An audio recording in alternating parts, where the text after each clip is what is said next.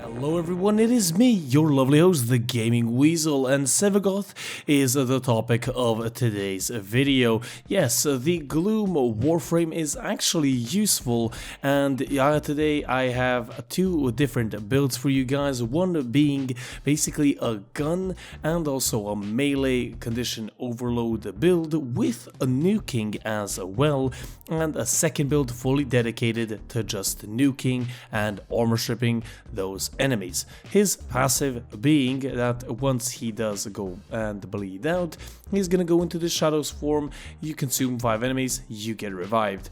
And Reap, his first ability, does radiation damage, gives Death's Harvest on enemies, basically they're giving them damage vulnerability on subsequent damage, which is very good.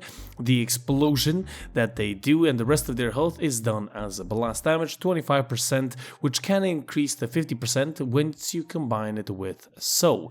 But before we move on to that ability, one of the best augments that I recommend you guys get is going to be Shadow Haze. What is going to happen here? First of all, increasing your critical chance by a certain percentage depending on your power strength, and the good thing about this is you get 2 more shadows which emerge from killing enemies with, of course, his first and also combo with a second ability, which will give you more explosions, which will give you basically more damage, which is very, very nice. But now we can move on to So, his second ability dealing true damage, and as I said, combining with his first ability, it is going to be doing 50% blast damage on the explosion once they do die. Now, basically, So and then Reap and then explosions, damage, a lot of it, and a lot of happiness inside of you.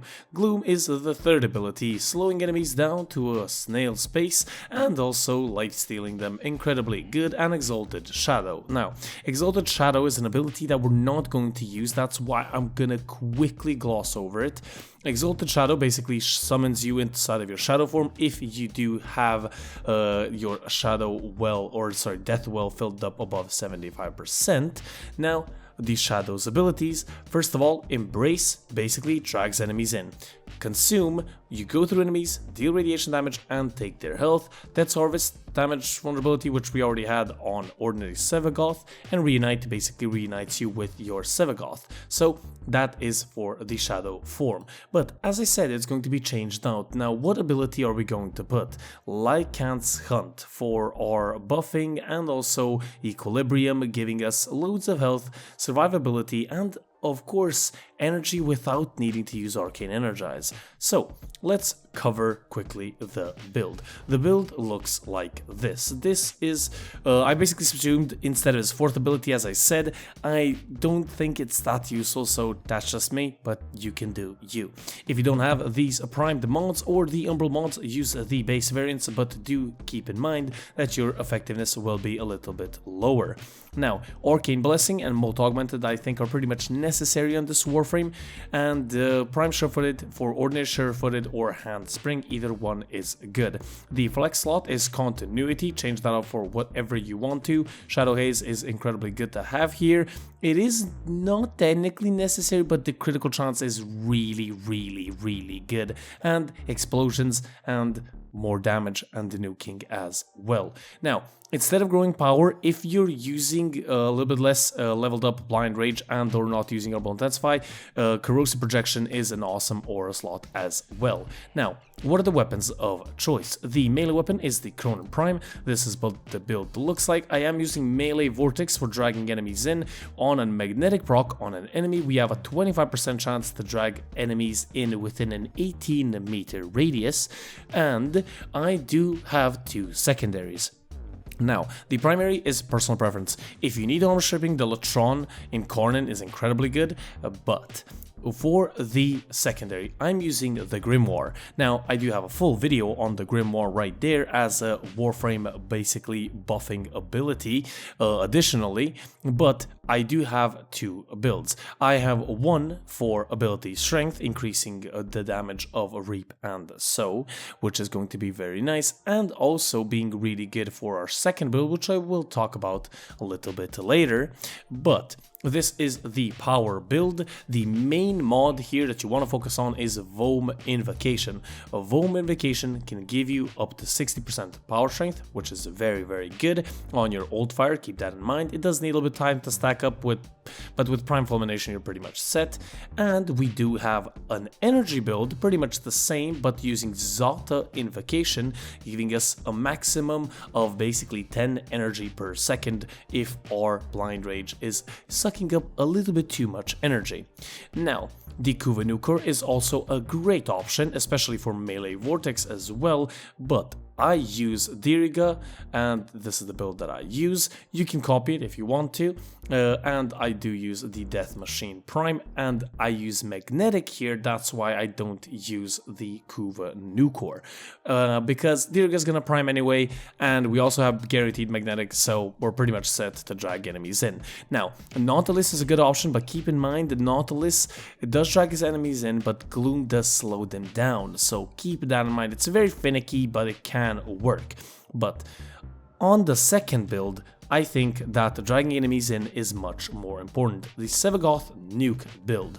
Now, you can use either one of the previous weapons mentioned, but if you're going to use Nautilus, I recommend you use the Kuva Nukes instead of the Tome. You don't honestly need energy with this build and or power strength that much, because you already have a lot of it, so basically the Kuva Nukes is going to be extremely good. Melee weapon, primary, your personal choice. So, the Sevagoth Nuke build looks like this. We changed out Continuity for Intensify and Equilibrium for Constitution. We're not getting as many energy orbs here and or health orbs that we get from the previous build because of Lycan's Hunt, so that's why I put Constitution in, keeping in mind that I want my Terrified to last a little bit longer, but also giving myself extra efficiency on my Gloom because of Blind Rage. Do put Umbral Intensify if you probably have it. I do, but I cannot waste an Umbral Forma.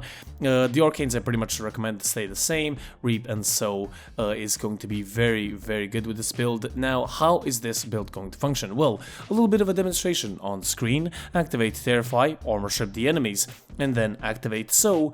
Activate your Reap and enemies die. Now, as I said, the key factor is dragging enemies in. So, Nautilus right here. There you go, now you can see the build, and also the Hellstrom build right there. Cordon is very important, dragging enemies in, so that is basically it. And we do still have Shadow Haze because that is one of the key parts of this build. So, basically, with the second build, you can nuke everything. With the first build, you can nuke everything and also buff up your guns and weapons as well, and just basically just destroy Steel Path. Now, I do have a budget build of Sevagoth, and this is what that looks like. So this is pretty much still a Terrified build, but just a little bit more for the lower end players, so you don't need 6 Forma like I have right there. But basically, that is it. I am 99% sure I didn't miss anything. If I did, I will leave it in the comment section, pinned comment below. Hope you guys enjoyed. If you guys did, do leave a like, a comment, and do subscribe for more. This has been your lovely host, the Gaming Weasel. It's been lovely talking to you guys, and I'll see you guys on the next one. The Gaming Weasel, over and out.